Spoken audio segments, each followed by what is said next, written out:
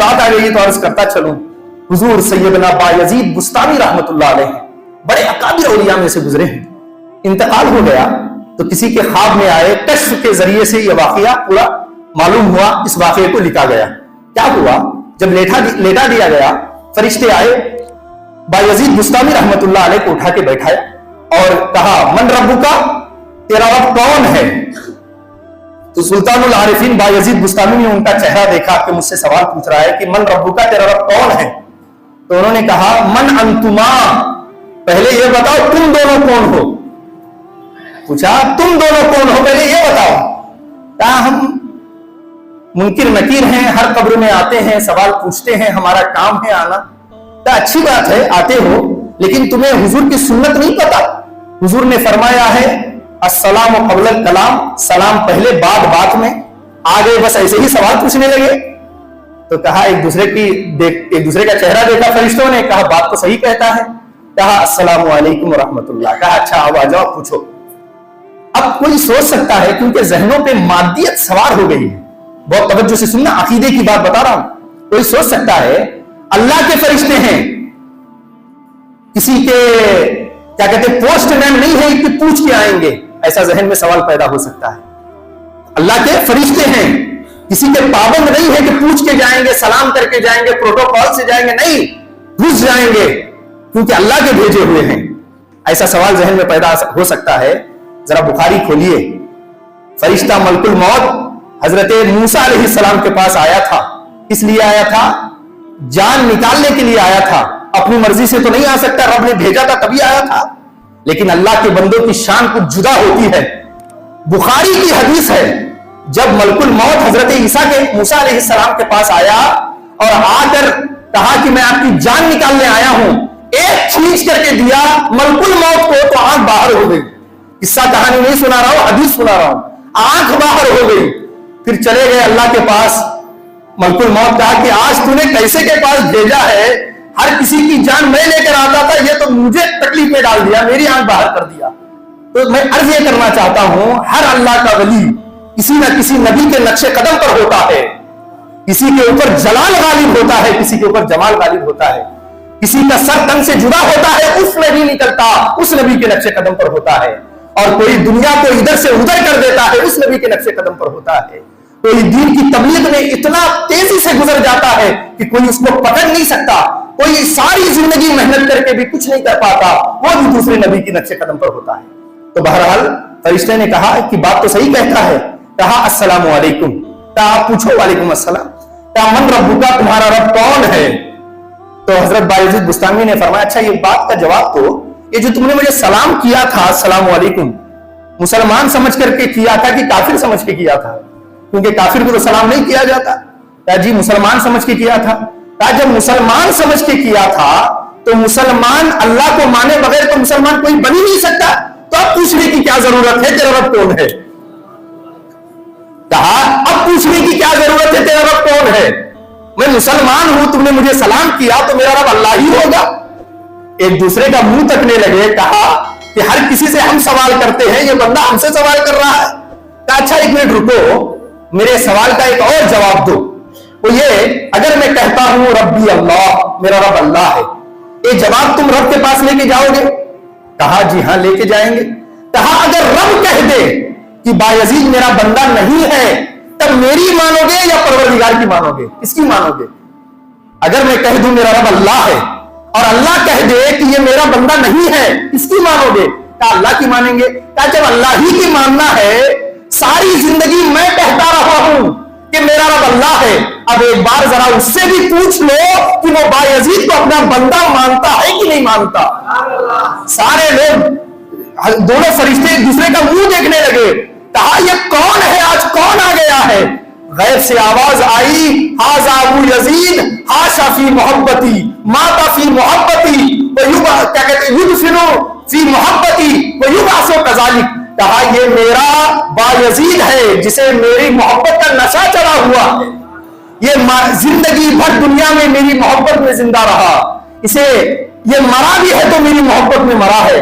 इसे दफनाया गया है तब भी मेरी मोहब्बत में दफनाया गया है। कल यह कयामत के दिन उठेगा तो इसी मोहब्बत की मस्ती के साथ उठेगा। تو اللہ کے کچھ ایسے بندے ہوتے ہیں جن کے لیے موت تحفہ بنتی ہے.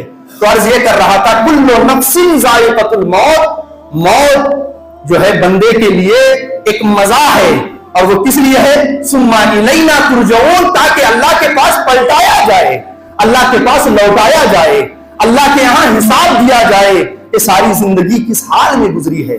تو یہ ایک چیز ایسی ہے کہ اگر بندے مومن کے دل میں گھس جائے تو اس کی بات بھی توڑ کر ہوتی ہے, اس کا عمل بھی توڑ کر ہوتا ہے, اس کا ہر عمل توڑ کر ہوتا ہے.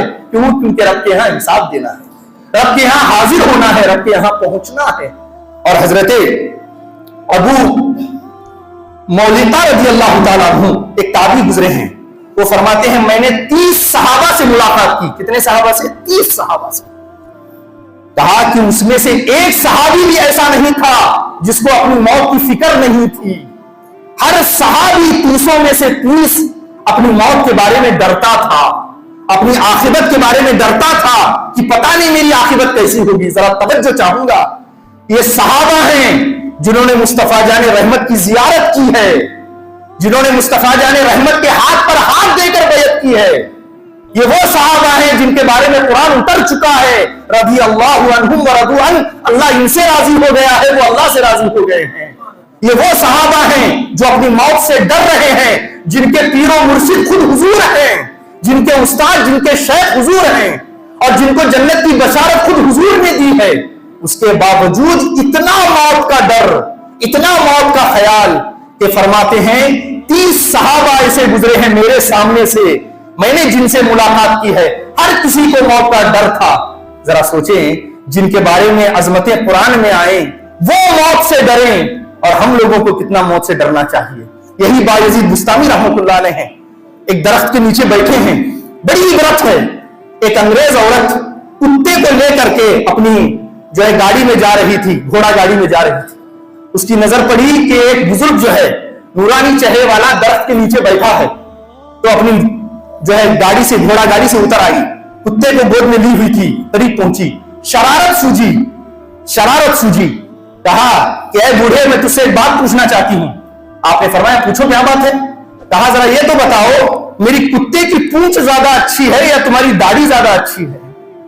یہ سلطان العارفین بایزید بستامی سے ایک کرسچن عورت پوچھ رہی ہے میرے کتے کی جو ہے دم زیادہ اچھی ہے یا تمہاری داڑھی زیادہ اچھی ہے. اگر آج کسی سے پوچھ لیا جائے تو کچا چبا جائیں ہمارے ماننے والے اسے, لیکن آپ آنکھوں میں آنسو آ جاتے ہیں اور ٹھنڈی آہ بھرتے ہیں, فرماتے ہیں کہ بہن آج میرے پاس اس کا کوئی جواب نہیں ہے, میں آج اس کا جواب نہیں دے سکتا کہ میری داڑھی زیادہ اچھی ہے یا تیری کتے کی دم زیادہ اچھی ہے. ہاں, مرنے کے بعد اس کا جواب ضرور دے سکتا ہوں. وہ کھلکھلا کے ہنسنے لگی کہ بیوقوف بناتے ہو, مرنے کے بعد بھی بھلا کوئی جواب دے سکتا ہے. اس نے کہا میں ضرور جواب دوں گا, اللہ کوئی نہ کوئی انتظام ضرور کر دے گا. اب سلطان العارفین بایزید بستامی کا انتقال ہو گیا. اسی عورت کے خواب میں آپ آئے اور آ کر پوچھا کیا بات ہے, کوئی سوال ہے پوچھنا. اس خاتون نے کہا میرا سوال تو وہی ہے, ذرا یہ بتاؤ میری کتے کی دم زیادہ اچھی ہے یا تمہاری داڑھی زیادہ اچھی ہے. آپ نے مسکرا کر فرمایا آج تو میری داڑھی ہی زیادہ اچھی ہے, اس لیے کہ میرا خاتمہ جو ہے وہ ایمان پر ہوا ہے. اب میری داڑھی کو تیری کتے کی دم سے کوئی نسبت نہیں ہے. ہاں, اگر میرا خاتمہ ایمان پر نہ ہوتا تو میری داڑھی کی اللہ کے یہاں کوئی حیثیت نہیں تھی, تب تو تیری کتے کی دم ہی مجھ سے اچھی ہوتی. یہ ہے خوف, یہ ہے ڈر, موت کا ڈر. ایک شخص حضرت عمر فاروق رضی اللہ تعالیٰ عنہ کی بارگاہ میں آیا. کون عمر فاروق؟ جسے شیطان بہکانا چھوڑو, جسے آتا دیکھ کر اپنا راستہ بدل لیتا ہے, وہ عمر جن کی زبان سے نکلی ہوئی بات کو اللہ رب العزت اپنے حبیب پہ وحی بنا کر کے نازل فرما دیتا ہے. وہ عمر جو حضور کی مراد ہے, اللہ سے مانگ کے لیا ہے, وہ ہے حضرت عمر. جو جنتی ہیں وہ ہے حضرت عمر.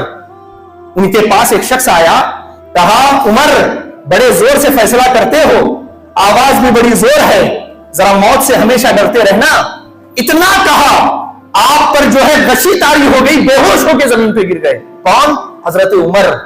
آج ہم منہ توڑ دیں سامنے والے کا, حضرت کو موت کا ڈر دکھاتا ہے, بے ادب کہیں کے, لیکن حضرت عمر سے کہا جا رہا ہے موت کو ہمیشہ یاد رکھنا عمر, یہ کسی کو نہیں چھوڑتی. تو حضرت عمر نے جب ہوش میں آئے اسے کام پہ رکھ لیا.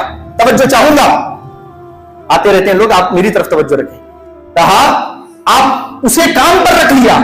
کہا تم مجھے روزانہ موت کو یاد دلاتے رہنا, صبح بھی یاد دلانا, شام میں بھی یاد دلانا. اگر میں کہیں ڈس بیلنس ہوتا رہوں تو مجھے موت یاد دلاتے رہنا. اس پر میں تجھے مہینے میں وظیفہ بھی دوں گا, تجھے نذرانہ بھی دوں گا, تو مجھے موت یاد دلاتے رہنا. چنانچہ کئی دن گزرے. ایک دن آپ نے فرمایا کل سے تم مت آنا, یہ تمہارا وظیفہ مکمل ہوا, کل سے تمہاری چھٹی. اس شخص نے کہا حضور کیا بات ہے, کیا کوئی غلطی ہو گئی ہے؟ میں اچھے سے یاد نہیں دلا رہا. کہا تم بہت اچھے سے یاد دلاتے تھے, اللہ تمہیں سلامت رکھے. کہا اور کیا بات ہے, کیا اب آپ کو ڈرنے کی ضرورت نہیں ہے؟ کہا موت کے آخری لمحے تک ڈرنے کی ضرورت ہے. کہا پھر وجہ کیا ہے, آپ مجھے فائر کیوں کر رہے ہیں, آپ مجھے نکال کیوں رہے ہیں؟ حضرت عمر نے اپنے داڑھی کے اوپر ہاتھ رکھا اور ایک بال کو الگ کیا. فرمایا اب یہ آ گیا ہے, اب یہ مجھے آرام سے سونے نہیں دے گا. یعنی ایک سفید بال کو آپ نے دکھا کر فرمایا اب یہ سفید بال یہ اشارہ ہے کہ میری موت قریب آ گئی ہے. تو ذرا اندازہ کریں, اتنے بڑے لوگ موت سے اس قدر ڈرا کرتے تھے کہ ایک بال سفید ہو جائے تو ان کو لگتا تھا کہ موت قریب آ گئی ہے. آج ہماری پوری کی پوری داڑھی سفید ہو گئی ہے, پھر بھی فتنہ فساد میں ہماری زندگی گزر رہی ہے, اللہ رسول کی نافرمانی میں زندگی گزر رہی ہے, رب کے سجدوں کو فراموش کرتے گزر رہی ہے, حضور کی شریعت کو اپنے پیٹ کے پیچھے ڈال کر گزر رہی ہے, اور فتنہ و فساد کو برپا کر کے گزر رہی ہے. ہم کس منہ سے اللہ کی بارگاہ میں حاضر ہونے والے ہیں؟ ہم اللہ کی بارگاہ میں کون سا منہ دکھانے والے ہیں؟ ہم آقا کریم علیہ السلام کی بارگاہ میں کون سے منہ سے شفاعت کی امید کرنے والے ہیں؟ ہم اور آپ کے لیے ضروری ہے کہ اگر ہم مسلمان ہیں تو ہمارا عمل مسلمانوں کی طرح ہونا چاہیے. صرف دعویٰ کرنے سے اگر کام ہو جاتا تو صحابہ کرام گھر میں بیٹھ کے صرف یا رسول اللہ کے نعرے لگاتے, اپنے بچوں کو جنگوں میں قربان نہ کرتے. امام عالی مقام تو جنتی جوانوں کے سردار تھے, اس کے باوجود اپنے بچوں کو لے کر کربلا کے میدان میں نہ پہنچتے. یہ سارا قربانیوں کا سفر ہے, یہ سارا عمل کا سفر ہے, یہ سارا اخلاق کا سفر ہے. یہ صرف نعرے بازیوں کا سفر نہیں ہے, بلکہ یہ عمل میں اپنے آپ کو فرا کرنے کا سفر ہے. اسلام عمل کا نام ہے, اسلام دوسروں کو اچھے اخلاق سے دین کی طرف بلانے کا نام ہے. اور یہ چیز تبھی دل میں پیدا ہو سکتی ہے جب بندہ ہر وقت موت کو یاد رکھے کہ پتہ نہیں موت کب آ جائے.